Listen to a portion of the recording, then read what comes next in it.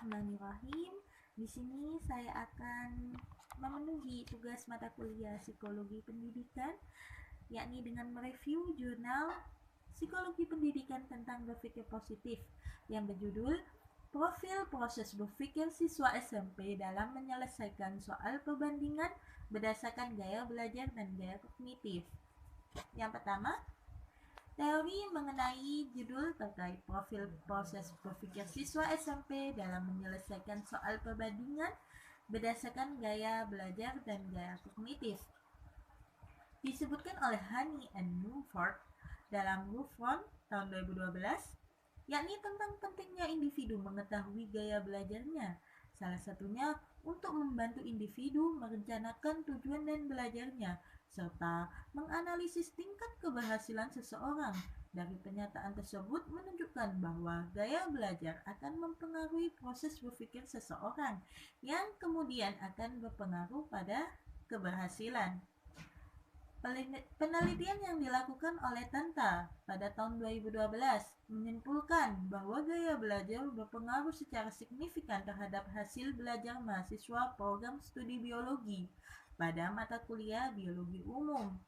Akan tetapi, penelitian tersebut bertolak belakang dengan Wulandari, yakni pada tahun 2011, mengatakan bahwa tidak ada pengaruh gaya belajar siswa kategori visual, auditori, kinestetik terhadap prestasi kognitif, afektif, dan psikomotorik siswa.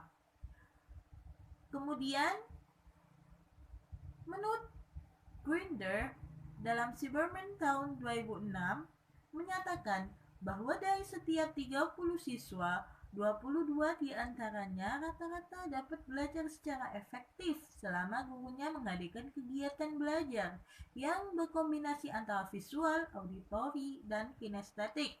Akan tetapi, 8 siswa sisanya sedemikian menyukai salah satu bentuk pengajaran dibanding dua lainnya, sehingga mereka mesti berupaya keras untuk memahami pelajaran bila tidak ada kecermatan dalam menyajikan pembelajaran sesuai gaya yang mereka sukai. Kemudian, menurut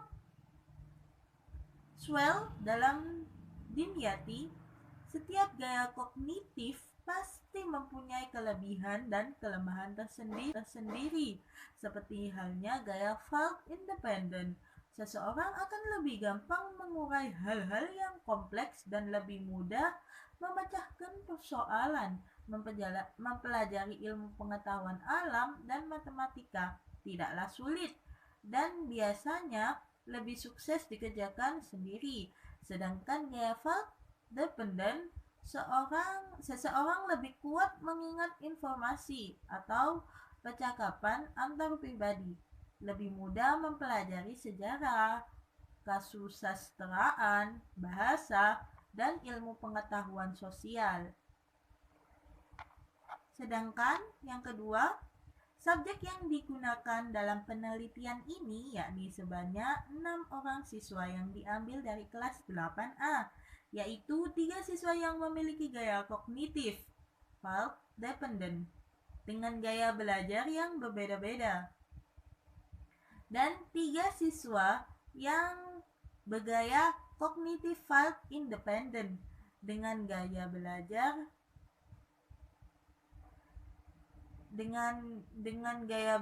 yang berbeda pula. Teknik serta gaya kognitif. Teknik pengumpulan data menggunakan teknik angket untuk mengetahui gaya belajar serta gaya kognitif masing-masing individu. Teknik tes untuk kemampuan menyelesaikan soal perbandingan. Teknik wawancara untuk mengetahui sejauh mana pemahaman 6 subjek yang memenuhi kriteria tersebut dalam menyelesaikan soal. Hasil penelitian menunjukkan bahwa gaya belajar dan gaya kognitif mempengaruhi proses berpikir siswa dalam menyelesaikan soal perbandingan berdasarkan langkah pola.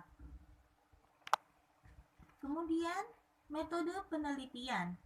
Penelitian dilaksanakan di SMP Negeri 1 Gondangrejo, yakni tahun pelajaran 2014-2015.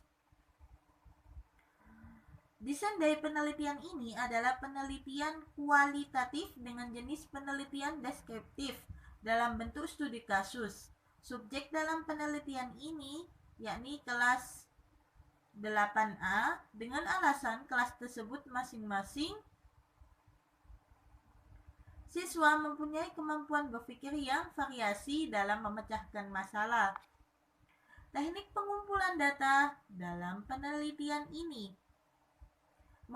menggunakan satu, teknik angket untuk memperoleh data siswa berdasarkan gaya belajar dan gaya kognitif. Yang kedua, teknik tes untuk memperoleh data siswa dalam menyelesaikan soal perbandingan. Yang ketiga, teknik wawancara untuk memperoleh data dengan kemampuan siswa tentang tes yang telah dikerjakan. Yang keempat, teknik dokumentasi, yakni untuk memperoleh data-data ketika proses wawancara berlangsung. Angket dibuat berdasarkan indikator dari masing-masing gaya belajar dan kognitif. Kemudian siswa diberikan tes tentang perbandingan senilai dan berbalik nilai. Setelah tes dan angket diberikan, siswa dikelompokkan berdasarkan kategori masing-masing. Yang selanjutnya yakni hasil penelitian tersebut. Dari data tes dan angket pertama dianalisis dan dikelompokkan siswa berdasarkan gaya belajar dan gaya kognitifnya. Data tersebut ditriangulasikan dengan wawancara untuk mendapatkan data yang valid ketika mengerjakan tes. Kemudian, data yang memenuhi kriteria diambil 6 subjek untuk mengetahui proses berpikir mereka dalam memecahkan masalah perbandingan menggunakan metode wawancara. Kemudian, analisis data yang digunakan. Jenis penelitian ini adalah penelitian deskriptif dengan bentuk studi kasus menggunakan pendekatan kualitatif.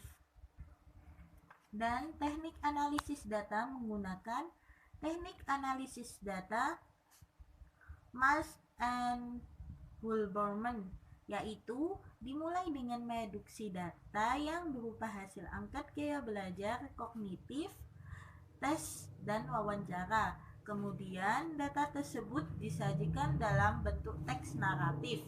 Setelah semua dilakukan, maka dapat ditarik kesimpulan proses berpikir siswa dalam menyelesaikan soal perbandingan berdasarkan gaya belajar dan gaya kognitif.